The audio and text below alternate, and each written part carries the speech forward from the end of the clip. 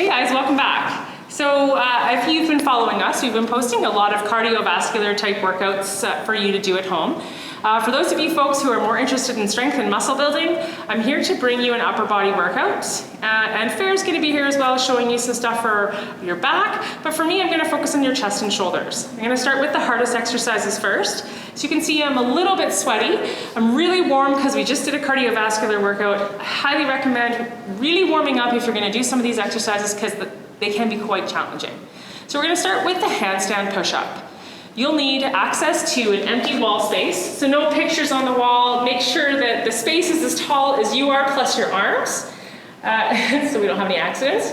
And then perhaps a couple of pillows to begin with, or some couch cushions, something that you can easily put your hands on either side. I have a mat here just because the floor is hard. If you've got carpet, you can just use the carpet. So first of all, you're going to stand behind your equipment with your face facing the wall, right? If you can do a handstand, this one's for you. If you can't, I'd probably avoid it and wait for number 2.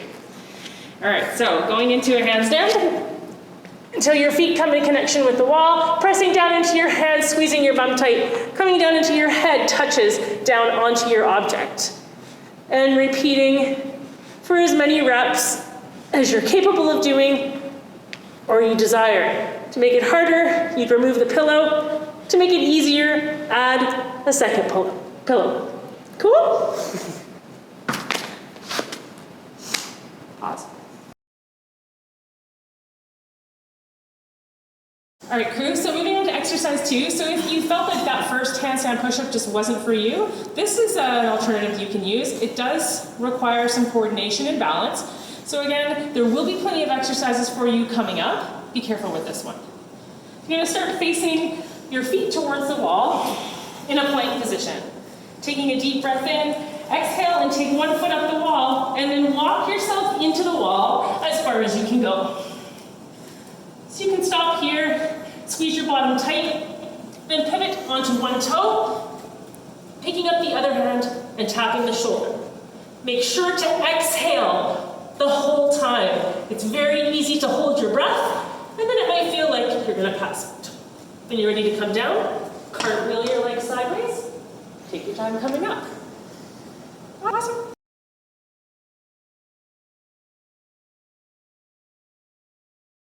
So folks, this is number 3. This one most people will be able to do if you have okay shoulders. If you have compromised shoulders of some sort, you might want to be very careful with this one or omit this one. So we're going to go back to that same position. Plank position, feet against the wall, and then walk yourself up into a partial wall walk and just hold.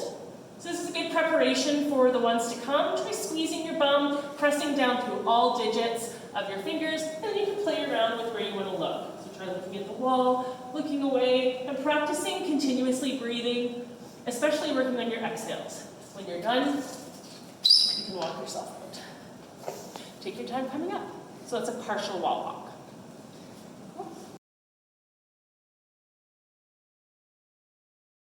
This is our 4th exercise. This is called a down dog push-up or a shoulder push-up.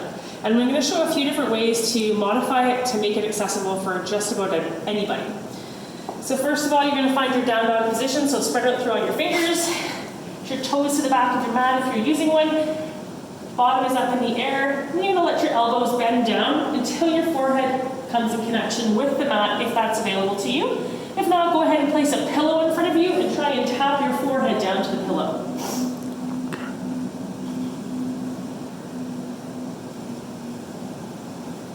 Now to make this exercise a little bit easier, you can do a couple things. You can take your feet wider and bend your knees. Okay, so for those folks who are not as flexible, this makes it a little bit easier. You become closer to the floor. And those looking for a harder option, come in, bring your hips as high as you can, stack one foot behind the other. So more and more body weight is coming over your head and shoulders. Finally, if you don't like being upside down like that, you can modify to a regular push-up from your knees, or even into a box push-up. Cool.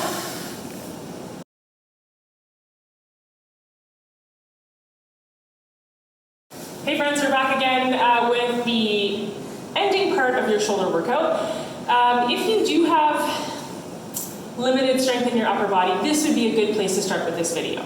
Okay, so you're going to have a few implements. Maybe grab a few textbooks, heavy books, cookbooks. I've got 2 water bottles.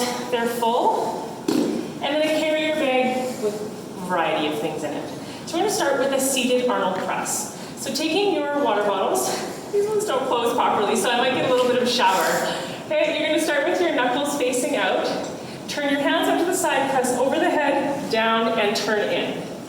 So these might not be as heavy as the normal dumbbells you would take at the gym or in a workout. However, after all of those previous shoulder exercises, you strength folks and muscle building folks, you're going to find that this gets pretty tiring after a while. Also, the seated position forces you to not use any lower body and limited core, so more upper body in this movement.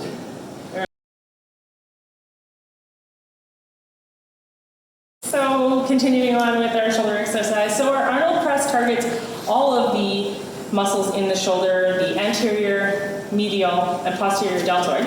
We're going to work on the anterior at the moment with a little bit of chest. So taking your heavy books, you're going to drop your shoulders down, bend your knees slightly, take them up in front of you to about eye height, a little bit lower, and back down.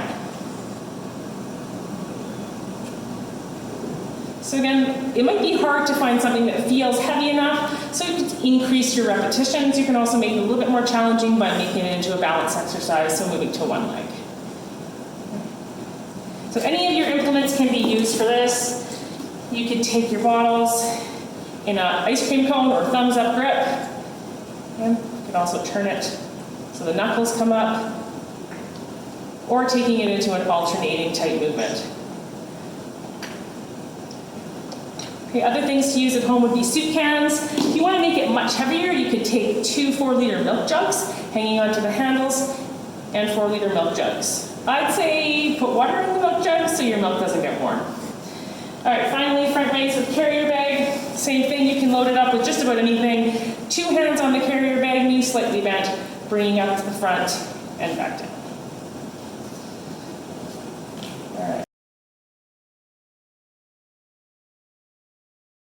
Going into some lateral movements, so working the medial deltoid, shoulders down away from the ears, again, knees slightly bent, taking the arms out to the side to about shoulder height, and back down to the middle. Make sure to keep breathing as you're doing all of these exercises. And again, you might find they're not quite heavy enough compared to what you take in a workout or at the gym. But again, adding more repetitions will help this. Balancing, take it into a seated position. You can also try alternating. Leaving one arm up the whole time is going to increase that fatigue. Good. One other exercise to play with in that lateral position would be called an empty can. So you're going to take them up, pretend you have 2 cans in your hands, tip them over, and then put them back down. This one really makes the shoulders burn. So a great one to add at the very end of a bodybuilding or strength stuff. Whoops! I told you the water might come out. All right, good. So you want to target the posterior shoulders as well, muscles that don't get used very often, and we'll do that in a bent over position. So belly pulls in, laying down so your stomach's towards your thighs, shoulders down away from the ears. Arms are reasonably long, taking the arms out, pausing for a second and coming back in. Okay?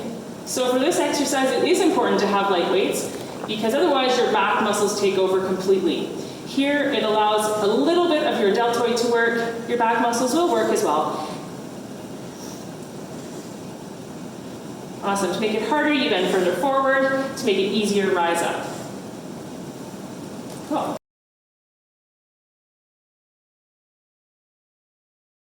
Predominantly shoulder, but also chest workouts.